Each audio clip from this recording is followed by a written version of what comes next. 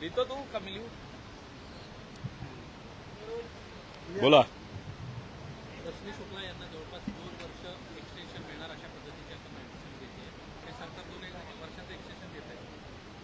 कायद्यात तशी तरतूद आहे का पण 2 वर्ष वाढवणे? हे बघा, भाजपचं सरकार कायदा कधीही बघत नाही. रश्मी शुक्लांना याच्या आधी का निलंबित करण्यात आलो नाही तर त्यांच्यावर जी कारवाई झाली होती ती का झाली होती? कारण का त्यांनी फोन टॅपिंग केलं होतं इल्लिगली.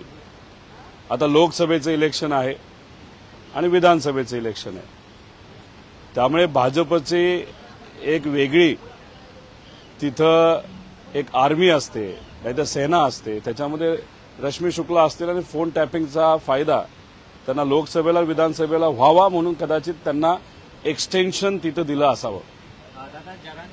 पण आपल्याला वाटतं की आपला फोन टॅप होऊ शकतो आता या येत्या इलेक्शन्समध्ये किंवा काही नेत्यांचे होऊ शकतात आता? माझ्या अंदाजाने ठराविक नंबर हे जे फोन टॅपिंगसाठी दिले गेले आहेत त्याच्यामध्ये माझाही नंबर असावा. आता ते सरकारने केलंय का माझ्यावर जी संस्था कारवाई करते त्यांनी केलंय हे मला तरी सांगता येणार नाही. पण आम्ही फोनवर लोकांच्या हिताची कामं सोडलं तर दुसरं काही बोलत नाही, त्यामुळे त्यांना जेवढं ऐकायचं तेवढं ते ऐकू शकतात. गंभीर आरोप करताय, या संदर्भातली काही माहिती काही पुरावा तुमच्याकडे आहे का? थेट तुम्ही केंद्रीय यंत्रणांना टार्गेट करताशिवाय राज्य सरकारवर प्रश्नाचे आता याच्यामध्ये कसं आपण शोधायचं आपला फोन टॅप होतोय का नाही हे कुठंतरी बघावं लागेल.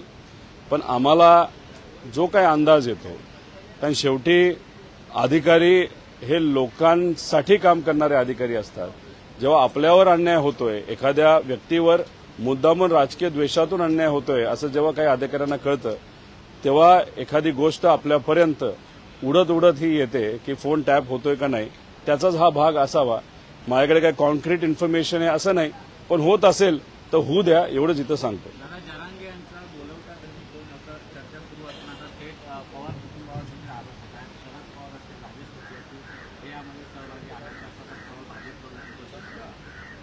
गेल्या 50 वर्षामध्ये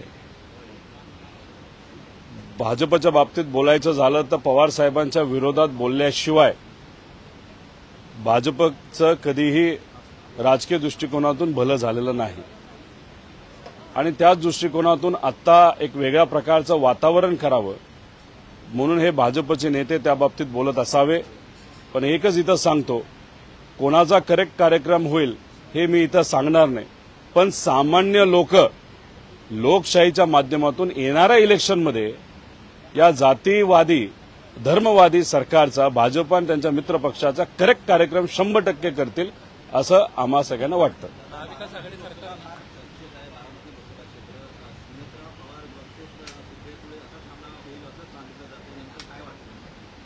एकदा त्यांचा उमेदवार डिक्लेअर होऊ द्या, त्यानंतर याच्यावर जास्त स्पष्टपणे आपल्याला बोलता येईल. काही लोक अशीही चर्चा करत आहेत की पुढून येणारा उमेदवार जो आपल्या सर्वांना अपेक्षित आहे कदाचित तो बदललाही जाईल.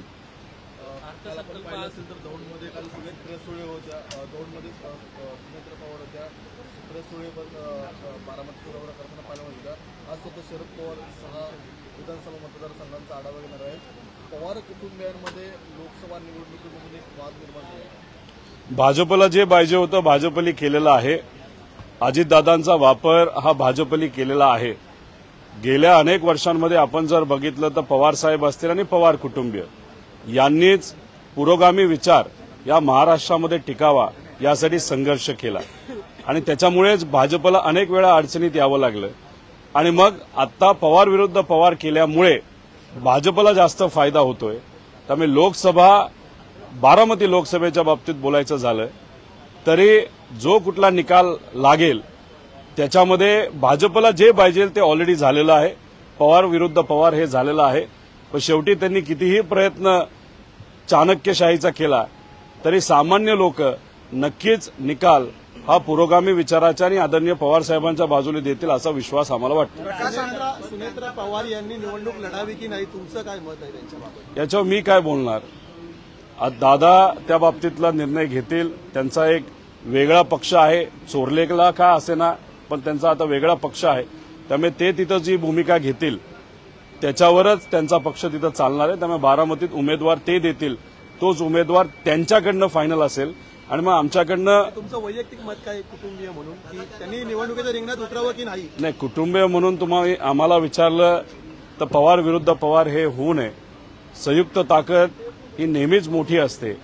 पण भाजपला जे पाहिजे ते जर अजितदादा करत असतील तो त्यांचा विषय आहे. जेव्हा उमेदवार त्यांच्याकडनं जो कुठला दिला जाईल, लढणं तर भागच आहे आणि आम्ही मनापासून लढणार. सुनील पवारांनी असं म्हटलेलं आहे की ज्या प्रकारे अजितदादांनी बारामतीचा विकास केला त्या प्रकारे अजितदादांचा जो कोणी उमेदवार असेल त्याला तुम्ही जास्तीत जास्त मतं निवडून द्या, तरच या ठिकाणी पुन्हा विकास पाहायला मिळेल. ठीक आहे, आता त्या तिथं बोलून गेल्या. दादांनी जो विकास केला, कसा केला, काय केला, त्याच्यामध्ये साहेबांचं योगदान होतं का नव्हतं हे लोकांना माहीत आहे. त्यामुळे राष्ट्रवादी काँग्रेस अजितदादा यांच्याकडनं जेव्हा उमेदवार फायनल होईल आणि त्यांचं नाव जेव्हा तिथे येईल त्याच्यावरच नंतरच आम्ही या बाबतीत जास्त बोलू शकतो. प्रकाश आंबेडकर असं म्हणतायत की काल 6 महिन्यांपूर्वी माहीत नसलेले जरांगे पाटील आता शरद पवारांचे बाप धरत असं त्यांनी एक वक्तव्य केलं. नाही, ते वक्तव्य मी तरी ऐकलेलं नाही. पण मी एकच या ठिकाणी सांगेल की त्यांनी वक्तव्य केलं असलं काय नसलं काय याच्या खोलात न जाता मला त्यांना विनंती करायची आहे की 2019ला प्रत्यक्ष अप्रत्यक्षपणे दुर्दैवाने वंचित आघाडी ही वेगळ्या भूमिकेतून लढल्यामुळे भाजपला त्याचा फायदा झाला. पण प्रकाश आंबेडकर साहेब एक मोठे नेते आहेत. संविधानासाठी, लोकशाहीसाठी ते प्रामाणिकपणे लढतात. त्यामुळे यंदा काँग्रेस, राष्ट्रवादी तसंच उद्धव ठाकरे साहेबांबरोबर म्हणजे महाविकास आघाडीबरोबर ते येतील, आलेत, फायनल होईल आणि संविधान टिकण्यासाठी, लोकशाही टिकण्यासाठी एकत्रित ते लढतील असा विश्वास मला तरी वाटतो. माढा मतदारसंघातनं महादेव जानकर माढा आकडेवारी जी आलेली आहे ती 2018ची आकडेवारी आहे ती 30% मराठा असल्याचं सांगते आणि आता जे मराठा विधेयक आरक्षण विधेयक दिलंय त्याच्यामध्ये 28% तर 2% कुठे घसरले. हे सरकार आरक्षण टिकण्यासाठी हे विधेयक आणलंय की आरक्षण घालवण्यासाठी आणलंय? लोकसभा निवडणूक लढण्यासाठी यांनी आरक्षणाचं हे बिल आणलेलं आहे. आता हे बिल गव्हर्नरकडे अजून गेलंय का नाही हे सुद्धा आपल्याला बघावं लागेल. पूर्वी काँग्रेसच्या काळामध्ये 16% आरक्षण दिलं गेलं होतं. भाजपली ते 13%वर आणलं आणि आता ते 10%वर आणलं. खरं तर याच्यामध्ये कुठेतरी अभ्यास व्हायला पाहिजे होता. केंद्र सरकारच या बाबतीतला मार्ग काढू शकतं. कारण हे बिल कोर्टात टिकेल का नाही अनेक लोकांची शंका आहे आणि कोर्टात टिकवायचं असेल तर जर आपण केंद्र सरकारला विश्वासात घेतलं असतं, ट्रिपल इंजिन सरकार आहे, तर मग कदाचित योग्य ठरू शकलं असतं. पण ते काय यांनी केलेलं नाही. कदाचित त्यांचं धाडच नाही झालं मोदी साहेबांसमोर हा विषय घेण्याचं. जरांगे पाटील यांना तुम्ही रसद पुरवली, तुम्ही राजेश टोपे आणि शरद पवार असा थेट आरोप जो आहे तो भाजपने तुमच्यावरती केलेला आहे. प्रसाद लाडेंनी हे बघा, तुम्ही अशा लोकांची नावं घेतायत की त्यांना एक तर स्वतःचं मत नाही. त्यांचे नेते जे त्यांना सांगतील ते त्या पद्धतीने बोलतात. अब ज्यांना स्वतःचंच मत नाही त्याबद्दल जर तुम्ही मला विचारलं तर मी त्याच्यावर काय बोलणार. पण एकच सांगतो की भाजप संभ्रम निर्माण करण्यासाठी एक नंबरचा पक्ष आहे. त्यांच्याकडे सोशल मीडिया आहे. ते फोटो मॉर्फ करतात, खोटे फोटो टाकतात, खोटे व्हिडिओ तिथं करतात आणि येणारं जे इलेक्शन आहे, पूर्वी सोशल मीडियावर ते गाजलं होतं. येणारं इलेक्शन आर्टिफिशियल इंटेलिजन्स म्हणजे मॉर्फिंग, आवाज, व्हिडिओ, फोटो याच्यावर येणारं इलेक्शन गाजेल अशी भीती आम्हा सगळ्यांना तिथं वाटतं. माढा लोकसभा मतदारसंघातनं महादेव जानकर उभे राहू इच्छित आहेत. त्यांनी भाजप विरोधातच दंड थोपटलेले आहेत. महाविकास आघाडी त्यांना आपल्यासोबत घेऊ इच्छित आहे का? मी माधव जानकर साहेबांना एवढंच तिथं विनंती करेल की आपण सकारात्मक लोकांच्या बाजूने लढण्यासाठी तयार असाल आणि ते आहेत असं दिसतंय तर नक्कीच त्यांचं स्वागत आमचे सर्व नेते करतील, चर्चेला ते घेतील. पण कुठंतरी ठाम भूमिका घेणं पण तितकंच महत्वाचं आहे.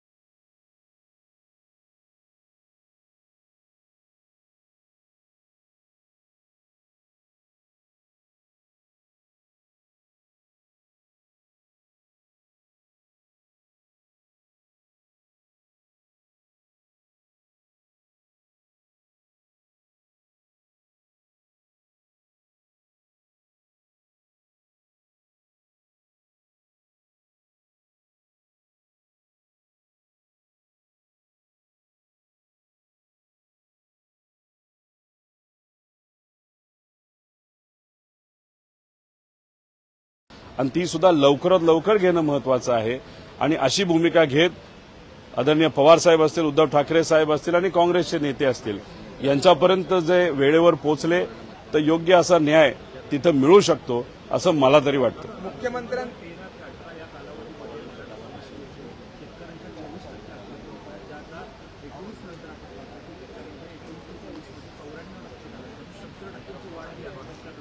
एकनाथ शिंदे साहेबांनी भाजपबरोबर जाताना 2-2.5 वर्षापूर्वी असं सांगितलं होतं की या महाराष्ट्रामध्ये एक सुद्धा आत्महत्या होणार नाही शेतकऱ्याची.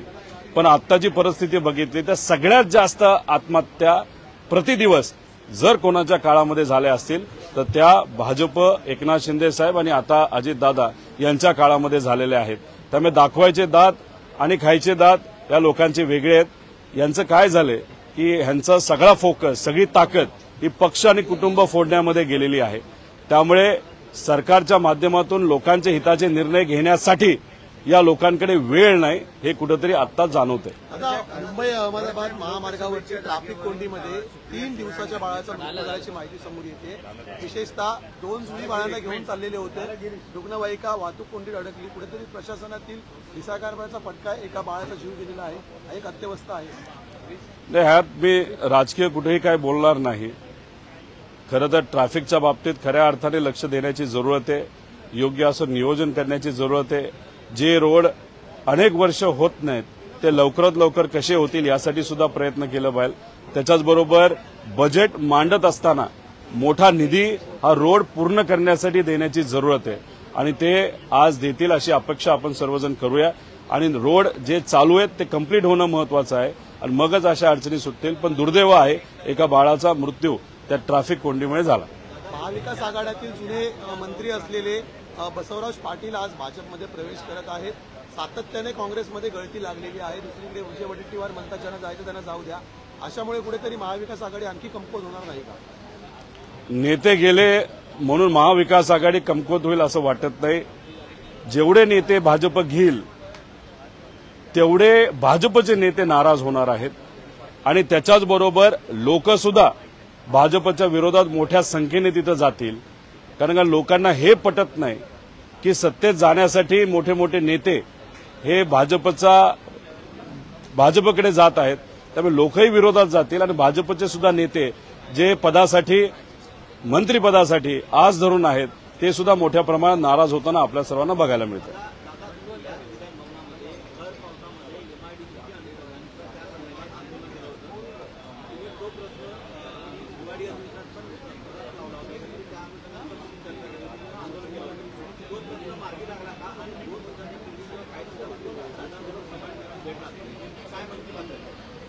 त्यात काय मन की बात नाही झाली, लोकांची बात झाली. लोकांचे प्रश्न पिण्याच्या पाण्याचे आणि शेतीच्या पाण्याचे तिथं घेतले गेले आणि ते मागे लागून आपण त्याला पूर्तता सुद्धा करून घेतलेली आहे. राहिला प्रश्न एमआयडीसीचा, आज अधिवेशनामध्ये सुद्धा संधी दिली तर आम्ही तो मुद्दा घेणार आहे. एमआयडीसी ही होणारच या सरकारकडनं, नाही तर 2024ला लोकांचं जेव्हा सरकार येईल त्यांच्याकडनं आम्ही 100% एमआयडीसीचा मार्ग हा मोकळा करून घेऊ. मी एवढंच बघणार आहे की जेव्हा देवेंद्र फडणवीस साहेब हे विरोधी पक्ष नेता होते तेव्हा अजितदादा जेव्हा पुरवणी मागण्या मांडायचे तेव्हा त्याच्यावर टीका ही देवेंद्र फडणवीस साहेब करायचे की एवढी पुरवणी मागणी आणण्याचं कारण काय. आता सुद्धा गेल्या वेळेसपेक्षा जास्त पुरवणी मागणी ही आत्ता आणली गेली आहे. त्यामुळे देवेंद्र फडणवीस साहेब साईडला बसून दादाबद्दल काय बोलतील का आधीचे जे वक्तव्य त्यांचे हे वेगळे होते, आत्ताचे वेगळे असतील हे कुठेतरी बघावं लागेल. त्यामुळे देवेंद्र फडणवीस साहेबांचा चेहरा आज बघण्यासारखा असेल.